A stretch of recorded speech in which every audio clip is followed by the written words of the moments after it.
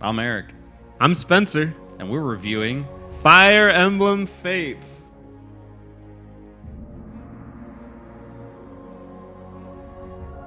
So Spencer, you picked up Conquest. Yeah. I picked up Birthright, Yeah. beat it, and picked up Conquest. Yeah. You did more than I did. And overall, what do you think of the story of this game? Well, when they first started rolling with this, they mentioned how like the story was their big driving focus on this, which is clear because the gameplay is very, very similar to Awakening, with some slight improvements here and there. But as far as the story goes, I was pretty let down. I thought it takes like the first 6 chapters are like the Prologue. thrusting the prologue onto you and getting all that information, and I thought that it not only suffered from a story perspective, but also the gameplay suffered because of it at the beginning. So, and then from there on, I went the Conquest route, obviously, and I thought my character was an idiot the whole time. Yeah. So that's my opinion. Yeah, for Birthright, I definitely felt the intro. There was way too many characters that they were trying to teach you and make you connect with, because they were trying to make your decision of whether you chose Birthright or Conquest, which you already purchased the game, so you already know which one you're going to play. Right. They're trying to make you change your mind by caring so much about the characters in the beginning, and then when you meet the next set of characters, they're trying to make you overly care for them as well at the same time. And then they're trying to make the decision hard, but honestly, playing both of them and getting to that decision point, it's like, why the fuck would I want to do that? Like, why would I want to go with Conquest? That guy just tried. He made me a suicide bomber. Like if you had a wanted poster, Yes. and it was like evil king man that needs to be overthrown, his face would be on it as the default. Like they would say, do you want it to look any different than this? Like, no, that's perfect. Yep, that he guy. looks evil. Yeah, there is no this is good or this is good side, this is evil side. It is very blatantly obvious which one is good and evil. Yeah. On top of that, I was actually the reason I directed you towards Conquest and I said I would pick up Birthright is because I thought it would be a little more up your style, to where it's your guy's an asshole. He's a Sith kind of character, like where he's pushing the boundaries and making the bad decisions just to screw over other people. And you were telling... This is your opinion of me. I just know what you like. Okay. Fair enough. So you were telling me that that's not actually the situation. Once you pick the evil side, your character still tries to do good things. Right. She's just an idiot. Yeah. So it's a little... The story is a little odd to me. I felt, as far as the dialogue goes, and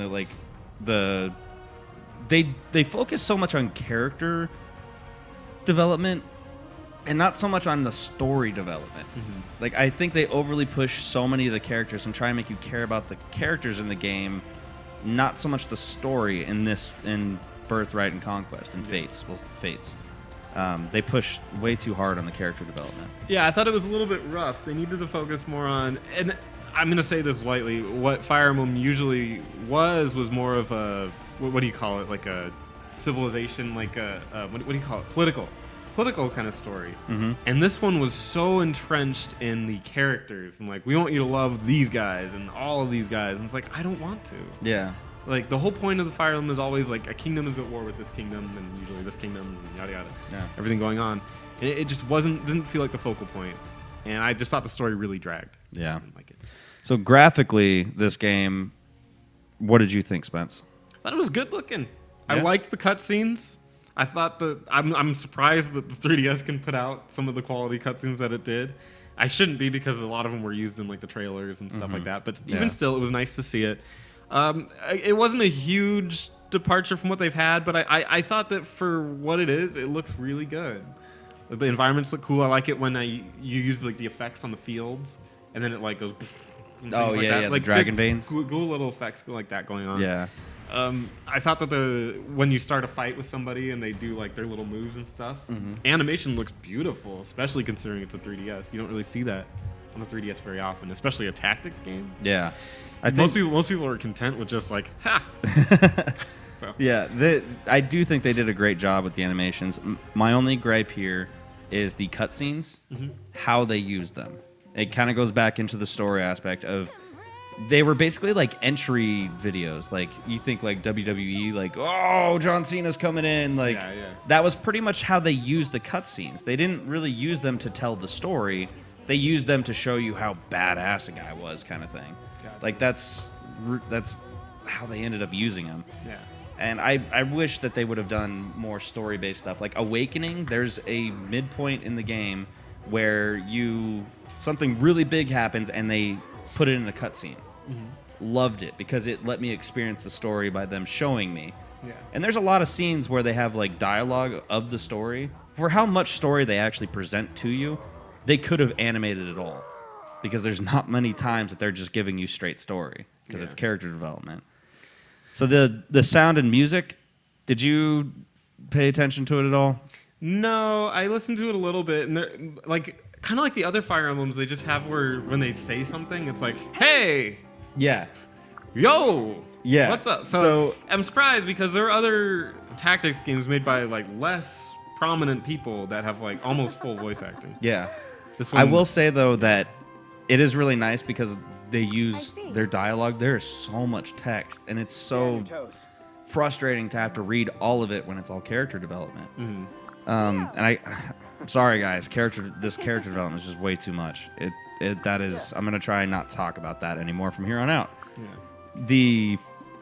But if you follow just the words and tone that they use with those one-liners, like when you start the dialogue, be like, "Are you sure about that?" Or they'll be like, "Huh? Yeah. Okay. Yeah." Like they kind of like give you an idea of where the conversation's going. Yeah. You read a couple lines, you listen to those intros, and you can just kind of blast through the text. Yeah.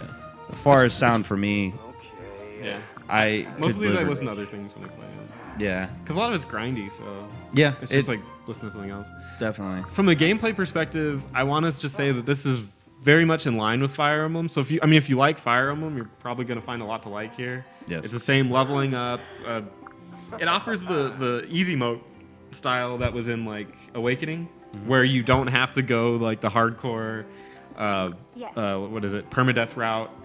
And I mean, to each his own. However you want to play it, however you want to enjoy a game, just enjoy it. Yeah.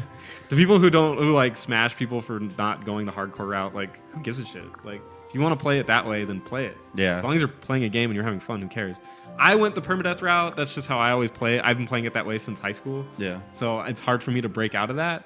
And that's perfectly welcome. Like it's awesome. It's I great. played on the Phoenix mode, which is basically your characters die and the next turn they revive.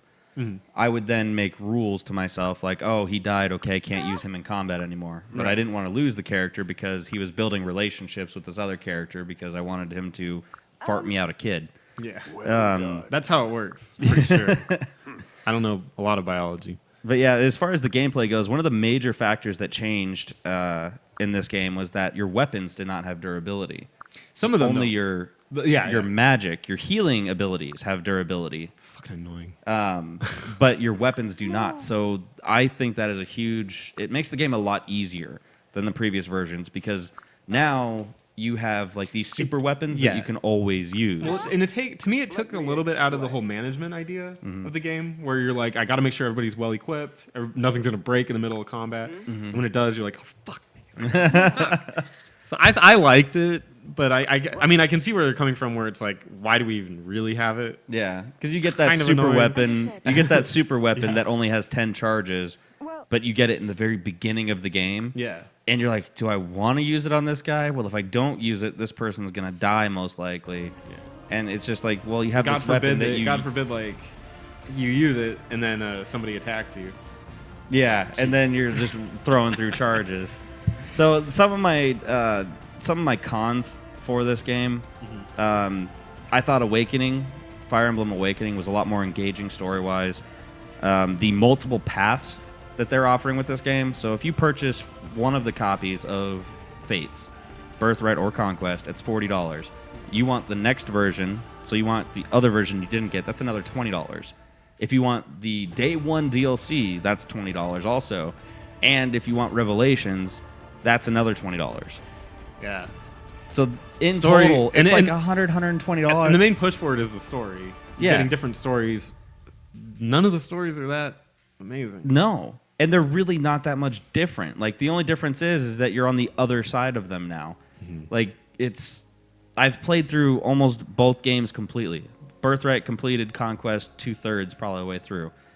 And I'm not really gaining anything from playing the other version. The way I relate these is like purchasing Pokemon Red and Blue, because your classes will change depending on which version you get. One version will have one set of classes, the other version will have another set. So it's really not anything special.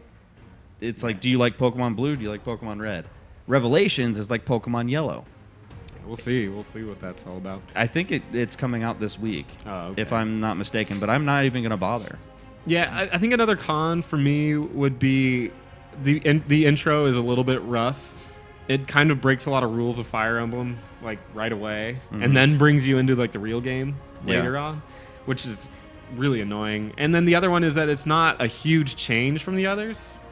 I don't know if that's a con because it's don't fix what's broken, but if you're expecting like a different kind of game, you won't get it. I would say that would fall in as a pro for me, because It could be a pro as well. As far as Fire Emblem goes, this is a staple in the series. If you like Fire Emblem, you will love this game. If you like strategy RPGs, you will love this game. It is the gameplay is good. It's really great. But as far as story goes and the price gouging, the price sharks, like, it's seriously a cash grab. That's what I was looking for. This entire game, all of Fates, is a complete cash grab. It is monopolizing on the fact that Awakening was so well accepted. Yeah. They are chasing money at this point. I mean, the fact that you're offering day one DLC, you're offering multiple versions of the same game, and the fact that it's only 25 chapters, it took me like 12 hours to beat the game. Yeah. And they were telling me it was supposed to take me 40 hours? It took me 12. So overall, like, as far as recommendation, what would you say? I'm saying if you want a good RPG, it is a good game. Just don't expect it to be more than good gameplay. Yeah, I'm gonna say buy one. $40. Yes. We'll see what happens with. Is it gonna be $20 regardless? The new one, Revelations. Yeah, Revelations. Once you've purchased one of the copies, is an additional $20. You cannot just buy Revelations. Oh, you have to buy the other? You have to buy one of the others and then also get Revelations. Okay, so Revelations being later, maybe, but play this game at $40. See if you like it. If you want more, I would just wait for Revelations. Yeah, wait for Revelations. Don't pick up the Conquest, because all's that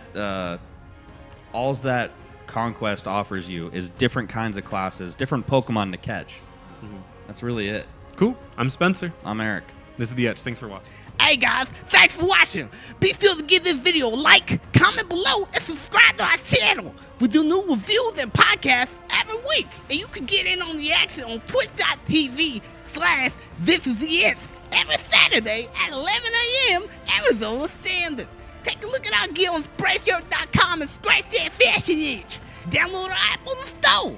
If you have any questions, email us at the show@theitchnetwork.com. And don't forget,